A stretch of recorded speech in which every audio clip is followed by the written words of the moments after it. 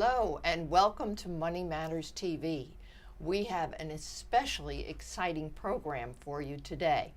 My name is Patricia Dunn and I am a senior consultant, senior vice president with Merrill Lynch, Pierce, Fenner & Smith, and a certified financial planner. I am your host today, and my co-host is David Emery, a certified financial planner with Marshall Financial Group. Welcome, David. Well, welcome. Thank you. I'm glad to be doing the show with you today. So before we get started, I just need to read our disclosure agreement. Again, my name is Dave Emery. I'm with the Marshall Financial Group, and the Marshall Financial Group is an SEC registered investment advisor with its principal place of business in Doylestown, Pennsylvania. For additional information about Marshall, please request our disclosure brochure as set forth in Form ADV using our website www.marshallfinancial.com or refer to the investment advisor public disclosure website. It's www.advisorinfo.sec.gov. Any information on today's show is not intended for personal advice, so I appreciate being able to read that. So tell me a little bit about what's happening in the financial services business today. It is so exciting, Dave, as you well know. The financial services industry, as an industry, has been going through quite an evolution because of the on-again, off-again fiduciary standard. Right. We're off again at the moment, but as you know, at some point we will be on again. Right.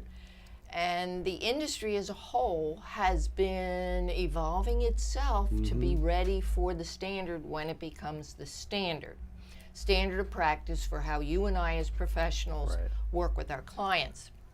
But the one really good thing that I think is coming out of it is this transparency now between the level of service and advice received by the client versus the price paid for it. Right. And I've witnessed that basically as an industry, we've evolved into 5 levels of service. So for our audience, let me briefly go through the 5. That'd be great. We can talk about where we're at, right? Exactly. Yeah. The first level of service is no advice, and that's essentially free. Right. The second one I call automated advice. No human being involved, and it's between the investor and the computer. The investor fills out a questionnaire, and based upon the answers the investor gave, the computer will guide them to an asset allocation. Basically, it's a risk tolerance based, well-diversified portfolio. Think target date funds. Right. Think green lines, this sort of thing. Right. The next one is robo-advice. That's another one. A lot of firms are using the term, we offer robo-advice. Right. That's what they're talking about. The third level is generic advice. This is the first time a human being enters the equation. And typically these human beings are all college educated with degrees in either economics or finance. Right. They're given a limited toolbox.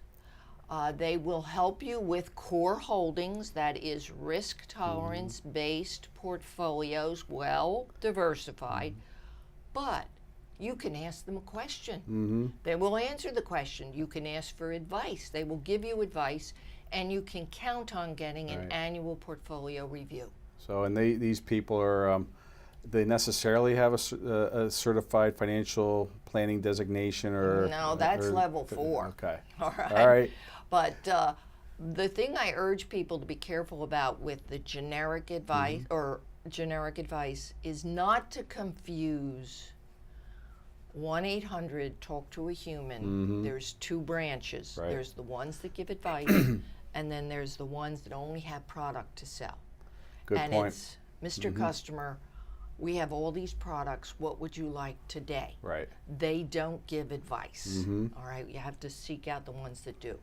The 4th level, though, that's personalized advice, and that's what you and I do. That's right. All right.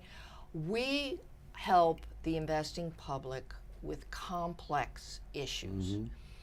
Investors come to us because they're looking for seasoned professionals like you, like me, with credentials after their names, and they want advice tailored to their specific situation and somebody that they can work with for years to come. That's right. And now there's a fifth level, and that's the ultra high net worth advice. Mm-hmm.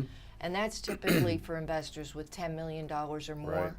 It's a different world with a different set of problems. Right, exactly. So the advice that we're in, I mean, you mentioned like our business is, we have two fees that how we charge. One is by doing planning, and the other is by managing money. So you're exactly right.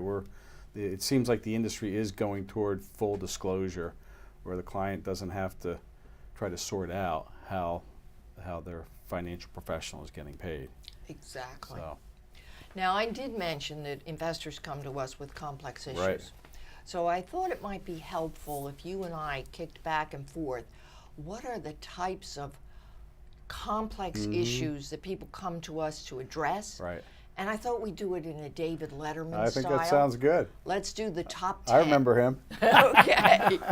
Dave, why don't you start us off? Well, so I guess one of the big areas that I see is with people coming to our office is people between the ages of 45 to 65 that are approaching or want to retire.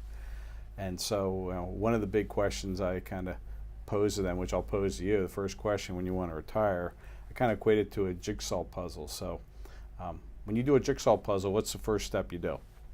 The frame around the outside. That's right. Particularly the corners.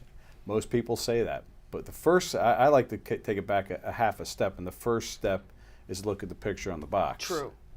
And the picture on the box signifies what your retirement's going to look like. Mm-hmm. So, and a lot of those jigsaw puzzle pieces, clients have different parts to their puzzle. A lot of times they don't understand how to align them. And parts of the puzzle I mean is, Social Security, maybe pensions, investments, jobs, part-time jobs. They may have debt. I mean, they don't. They don't have them aligned so that they, in a fashion so that they can go toward that goal of retirement. Mm-hmm. So that's one of the first things we do is we help people align their assets toward retirement. The next thing we do is talk through what retirement looks like, that picture on the puzzle. We lay out a strategy on how to get there, and then the big thing is once you get there, how do you sustain that lifestyle for the rest of your life? And that's it seems pretty easy when you think about it like that, but the complexity is such that it's, a lot of people I see have done a good job saving for retirement. So they've been in this mode for saving. Now they have this, they've amassed this wealth. How do you go and make this, this engine work for you for the rest of your life? I would say that my number 2 is very closely Yeah, I was aligned going to say, with what's your that. number 2? People come to us typically 10 to 15 years before retirement. Mm-hmm. And the number one question they ask is, can I afford to retire at age X at lifestyle Y and not be able to do that not just for a week or a month as an extended vacation, but literally for the rest of my life? Mm-hmm. So we crunch the numbers. And then the second question to that is, okay, what do I have to do between now and the time I retire so that becomes viable? Mm-hmm. And that is what we're dealing with. Yeah, and it can be a lifestyle. It can be a lifestyle change, or Oh yes, and it's not always a pleasant surprise. Right. Yeah. So we try to broil it down to what are the essential needs, the important wants, and the aspirational dreams, and quantify them and monitor their progress to being able to fund them. Exactly. Another big area I see too is it's not so much on the financial side, but it's when you think about when you go into retirement, you leave your job, and your job this is something that I don't think, if you don't think through, it can be a huge adjustment. So when you're working, your job provides a number of different attributes. It provides financial, it provides time management, it provides a sense of purpose, socialization, all those things. And and when you retire, when that goes away, how are you going to replace those areas? Exactly. Because one of the things I use, if you sleep 8 hours a day, you got 112 waking hours in a week. I did the math before I came in here. So what are you gonna? So I hear people say, "Well, I'm gonna go play golf." Well, you can't do that 112 forever. hours a week. What are you gonna? How are you gonna replace that that what you were doing for a job with those different areas. So that's another piece beyond the financial that I see too. Well, I've also seen and worked with a number of people. I've been doing this over 40 years. And what you find is that retirement isn't just, okay, we're going to retire and we want to live this way for the rest of our life. And many people ask me about the phases of retirement. And there are 3 phases. Right. There are the go-go years. Yep. There are the slow-go years. Right. And there are the no-go years. And it's interesting that when you're doing the financial planning for someone for the rest of their life, there's different funding requirements for each of the 3. Absolutely. Yeah. For example, in the go-go years, it's not at all uncommon for people to say to me, look, I want to live at a lifestyle of X. I want to do that for the rest of my life. But I want to travel because I've worked so hard my whole career. My wife and I, my husband and I, we just didn't get to do what we want to do. And we're healthy and we're still mobile and we want to do it. We want to do it now. In that first 10 years of retirement, I want to take a $10,000 vacation every year for the first 10 years. Well, that's a travel kitty of $100,000. Yeah. So that is an important want separated from the essential need, Exactly. which is the lifestyle. And then how's that lifestyle number going to change depending upon what phase you're in? Exactly. So these are things we work with. Yeah. So the other thing I see with those 3 phases, that last phase, the slow go phase, the amount of money it costs toward the end of life can be significant, and a lot of times people don't plan for it, or they're healthy enough we're living longer and longer, and that's an area that makes it very, very difficult. And I'm seeing more and more people. Like I said, we help people between 45 to 65. That elderly generation, the 45 to 65-year-olds are helping with the elderly generation sometimes with, both financial, aging plans, things like that. So it's to your point, each of these 3 phases there's different expenses and cash flow needs, and it can be kind of, it can be complicated and difficult to anticipate. It can, and then you add on top of that, a lot of people come to me asking, can I self-insure for my long-term care coverage? And there's an answer to that. It depends upon how much you have in assets. Right. But underlying that question is the conviction that I'm never going to need it. Exactly. And that's not always realistic when you figure that 7 out of 10 over the age of 65 will someday need long-term care coverage. Right. Yeah, I've seen that too. I've also heard people say, "Well, I don't want to pay I'm going to pick a number, $5,000 a year for the cover, for the premium," which I may, I'm thinking of one client in particular. He got at age 70. It was like about $5,000 a year, and I said, "Well, the way to look at this is you're not going to use it for 15 years. Right. So you're going to, 5,000 times 10 years is 50,000. So for 15 years, that's, 75,000. So you're going to trade $75,000 worth of premium to have access to a pool of money of, I think it was like around $700,000. $700,000 or $800,000. Yeah. So when you look at it that way, I think it can help kind of help the clients understand that it's not that it's decent financial situation to do that.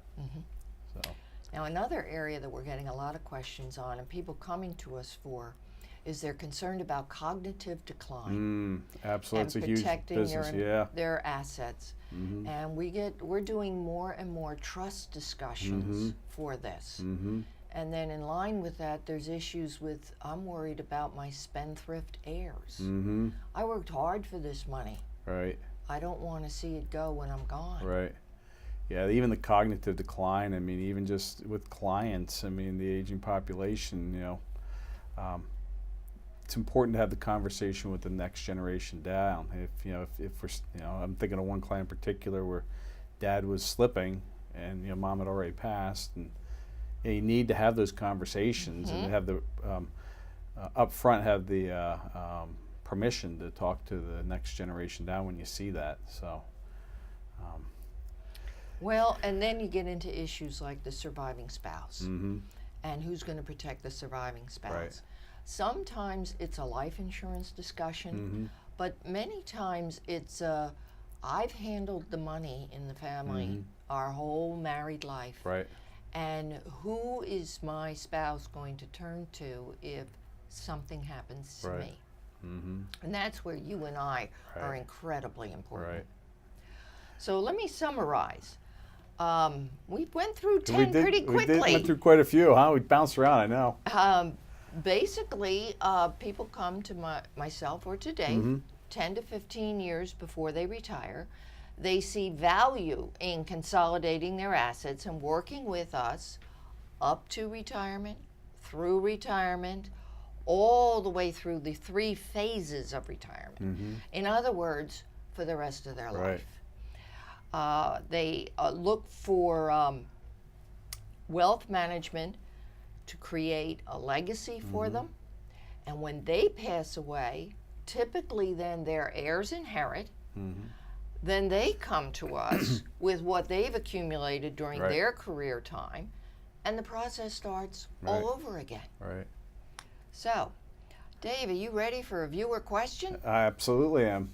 All right, well, we have a viewer question today from Dale Zelnick from Marion, and he wants to know, what is the average cost of a divorce today in Pennsylvania, and how can you cut the cost? Wow. Well, that's all over the map, I would say. I guess what I would say is the first thing to consider is if you have an amicable working relationship with your ex-spouse, that can reduce the cost. Typically, I see divorces, attorneys bill out anywhere from $300 to $500 an hour is what I've seen with the work when I've worked with attorneys on this. So it's one of those, kind of goes back, if you have a workable relationship with your ex-spouse and you don't have to, you can do it in an expeditious manner, then that reduces the cost. I had one divorce case I worked on that the divorce cost over $100,000. And they were just fighting, and it took on, for 3 years. It was just crazy. So now that's an outlier, but I would say there's 3 different models to getting divorced. There's a traditional where man and wife gets an attorney, so there's cost both those ways. You can go to mediation where you go before one attorney or mediator together, and then kind of iron out the deal, and then go and have each individual attorney look at it. That's another way. And the third way is collaborative divorce, and that's where it's a team approach where you have a financial neutral person. Each party gets an attorney, and it's a team approach looking at how to solve the divorce in the most cost-effective manner. So that actually seems like it's more expensive, but it addresses all the different avenues. And I think at the end of the day, it's a very good way, because once you get divorced, if you have kids, husband and wife still are mom and dad of these kids. So I think that goes a long way to addressing all the issues, because in that model they also have a family therapist too. So kind of got a little off track, but it kind of maybe gives you a little bit of a little different area to think about. If you have a viewer question, we encourage you to send it in to us to be aired on another show. And here's how you do that. You can have your questions answered on Money Matters. Please go to our website, money-matterstv.com. On our homepage, click on the banner on the right that says Send Us Your Questions. While you're on our website, you can find information about our host and guests, as well as show notes and links about this show and past shows. Money Matters is also available as a podcast on iTunes and Stitcher, so you can listen to Money Matters while you're on the go. That website address, again, is money, MONEY, -matters, MATTERS, TV.com. Welcome back. Now we would like to introduce our guest for today's program. His name is Matt Tinney, and he is the CEO of Windows Management Experts Incorporated. Now that's not Windows as in your house, but rather Windows as software for your computer. Matt, welcome to the show. Thank you. Thank you.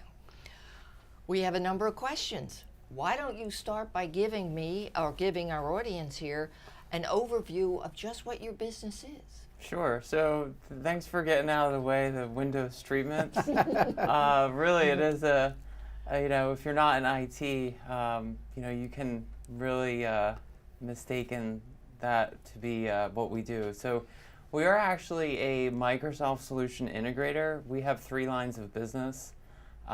Professional services that really focuses on, Microsoft data and analytics, security, moving from on-premise to the cloud, and helping clients really automate and streamline their IT needs. We also have an IT staffing arm, helping clients, contractors, direct hire, really helping clients to staff critical IT roles within their organization. And we also have a managed services arm. And our managed services arm is really twofold. One, for small businesses. So we act as the IT department, so to speak, for a company that doesn't have an IT person. And they leverage our expertise. We've been around for 11 and a half years. So rather than the small business try to go out on their own, which is a risk in itself because you don't really know the person a lot of times, especially if you're not in that industry. So we act as that IT arm for the small business, and they leverage our expertise. So what are some of your core values? That's a great question. So at the end of the day, technology is changing by the minute, by the second. And, you can develop the most innovative solutions in the world, but the only thing that really matters is how you treat your employees and your leadership team, and like you said, the core values. Right. Core values are probably the most differentiator for us as an organization. We look for when we hire, we're looking for diversity in our workforce, hiring people from all different ethnicities, women in tech. These are challenges, and it's really brought to the forefront, especially when we have our HR people talking to candidates. We're always looking for that. We're also looking, as our core values of leadership, leading by example. So that can be challenging too. So as my job as the CEO, people are looking to me in times of stress. And if you're stressed out, then what do you think your employees are going to be? A good point. So I had this happen recently. The other thing is acknowledging people for their hard work. A simple thank you, holy Toledo. I'm like shocked. I recently, last Friday, had an employee present a strategy on how to grow our professional services division. And at the end of it, I thanked him, and I also sent him an email. And this week, his results and his performance are through the roof. Wow. And again, that's from, acknowledging people, also being authentic, bringing your whole self to work, not just part of yourself, and also communication. Really having that direct line communication with the manager of the employee, but also even within our leadership team. It's so important, and I think, especially in technology companies, it can be easily missed.